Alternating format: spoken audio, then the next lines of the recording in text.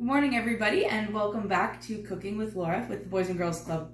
I'm super excited today because it is the first day of our new cooking program. We exceeded our limit this week for kits, and I'm so excited that you have all been receptive to these videos and want to keep cooking from home. So special shout out to all the families that are currently with me right now that I know have kits at home. Today's video is going to use the same pre-measured items as you, so it's really easy to follow along from home. So let's get started with this week's recipe. First, over here, we've got our waffles. Now, you can also use regular slices of bread at home. The recipe does call for 8 slices. It works best if you can dry your bread a little bit the day before. You don't want to use fresh bread or already frozen waffles because they will turn to mush on the stick. So we've pre-toasted these, and we're gonna ask that you do that at home if you're using frozen waffles. Next, we've got our milk already mixed with our vanilla. So that is 3/4 cup of milk and a half teaspoon of vanilla. For those of you that got kits at home, when you open it, it's gonna smell a little sweet, and that's because it's already pre-mixed for you. Next, we've got our 2 eggs. Over here, we have our cinnamon and salt already pre-mixed together. So that is about a half a teaspoon of cinnamon and just a pinch of salt, just to give us a little extra flavor. Next, we've got our butter. We're gonna use that for cooking later. It's about 2 tablespoons. Butter, margarine, you can even use cooking spray is fine. This is just for the purpose of cooking. And then on to our fruit section. So we have our strawberries, our blueberries, and our banana. And then all the way over here, we've got, for later on, our finishing touches. We've got some icing sugar in the package, and we've got syrup. And we're gonna go through finishing touches at the end to make it look super pretty. And then our supplies for today, again, we're using a non-stick griddle at the Boys and Girls Club, but at home, it'll work just fine in a regular saute pan on the stove top. Our spatula, our skewers for putting all the finished product together, our whisk in our bowl, a straw, and I'm going to tell you what the straw is for in a little bit later. I've got my sharp cutting knife and my cutting board. We haven't talked too much about cutting boards, but it's important to always have one on your table to protect your countertops, things like that. So if your knife does, slip and go through the food, you're not going to damage anything underneath.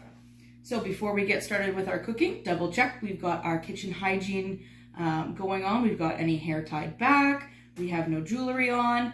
Our aprons or shirts that we can get messy, and that we've washed our hands. And again, I've pre-washed my hands before the video. So let's get started. First, we're going to turn on our griddle, again to 350 degrees on your stovetop. That is about medium-high heat. It won't take very long for that to heat up. Next, we're going to take our bowl. We're going to add in our milk and our vanilla. We're going to crack in our eggs.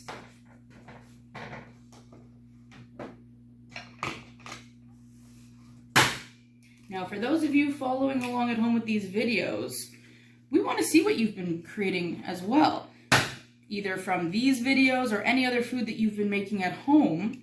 So make sure to send those in to us at Facebook or through our email systems, and that way we can see what fun creations you've come up with as well. So we're going to give this a good whisk. And remember, eggs can be a little tricky, so you want to make sure that you whisk them really good.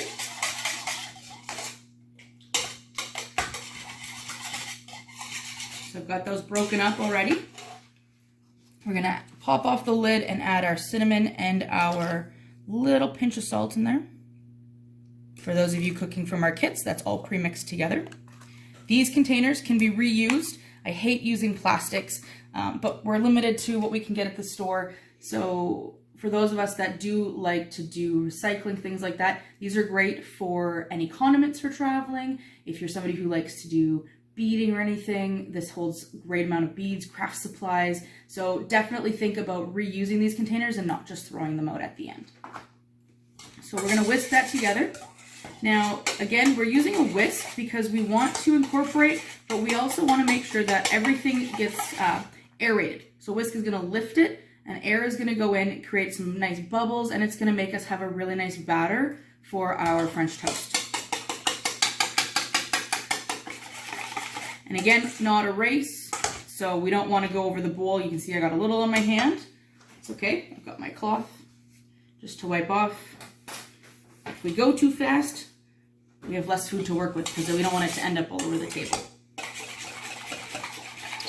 If you don't have a whisk at home, what can you use, Laura? That's a great question, Dave. So if you don't have a whisk at home, you can use, I've got it already over here, you can use a fork. Gives you the same motion, just try to lift up to incorporate some air into your mixture. And actually, I'm going to finish that off with the fork just so you can see. Same type of motion, not quite as big, but you want to lift the fork just to get those bubbles in. And look at all the bubbles. Everything looks well mixed.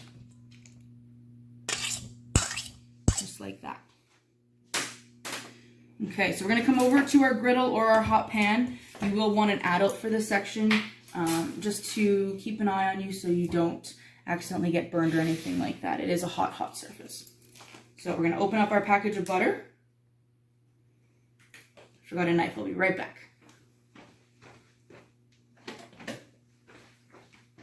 Okay, so we're going to use about half of that, about a tablespoon of butter on the griddles. I like to use, whoops, slippery. There it goes. I like to use butter. It gives us a nicer kind of griddle texture. But, oh, here, the sizzle. But again, if you don't have butter, you can use margarine, you can use a cooking spray. We just want to make sure it's a little bit for extra flavor, but also so that things don't stick. We're going to take our waffles that we pre-toasted, and we're just going to dip them in. Yes, you can use your fingers. If you find the eggs a little icky, you can also use a fork or tongs. And you're going to make sure they're well coated, so you see that the batter is getting inside all of the little holes. And then we're going to push it right on top, and you can hear it sizzle. So you can throw 1 or 2 pieces in at a time. It's okay if they feel like they're getting a little soggy because the egg will cook in the pan.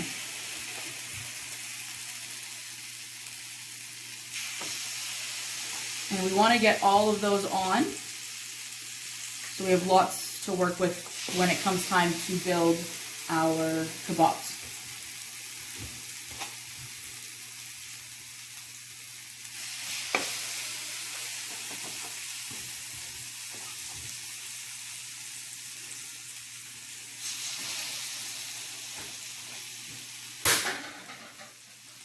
Always keep that cloth nearby. Okay, so with these ones, it's a little different from those of you that watched our pancake video. We're going to flip these a couple of times back and forth because we want that egg that has gotten inside the waffle to fully cook.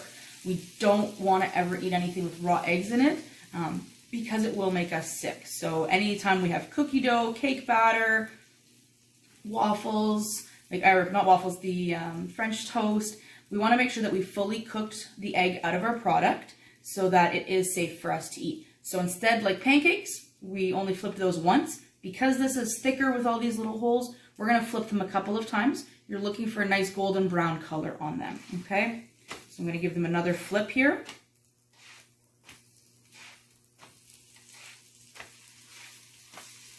So go ahead, finish cooking up all the rest of your waffles, and we will see you in a few minutes for the next part.